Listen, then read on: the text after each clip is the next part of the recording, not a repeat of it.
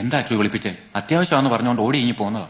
1500 പേരൊപ്പിട്ടൊരു നിവേദനം ചെന്നിരിക്കുക അരമനയിലോട്ട്.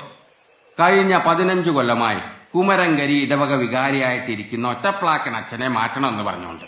ഇന്നിപ്പോ പിതാവ് അച്ഛനെ വിളിച്ച് പള്ളിപ്പെരുന്നാള് കഴിഞ്ഞാൽ ഇടവക മാറാൻ പറഞ്ഞിരിക്കുക. ഈ കുമരങ്കരിയിൽ നീ അറിയാതെ ഒരു ഇല പോലും അനങ്ങത്തില്ലെന്ന് ഞങ്ങൾക്കറിയാം. ആരടാ പാപ്പി ഇങ്ങനെ ഒരു നിവേദനം എഴുതി ഇത്രയും പേരെ കൊണ്ട് ഒപ്പിടിച്ച് അരമനയിലോട്ട് അയച്ചത്?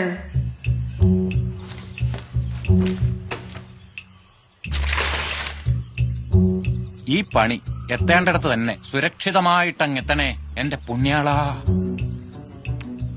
ഉള്ളതാണേലും കൂട്ടത്തിലുള്ളവരെ കുറിച്ച് എങ്ങനെ കപ്പേരെ പറയുന്ന അത് ചെയ്തത്?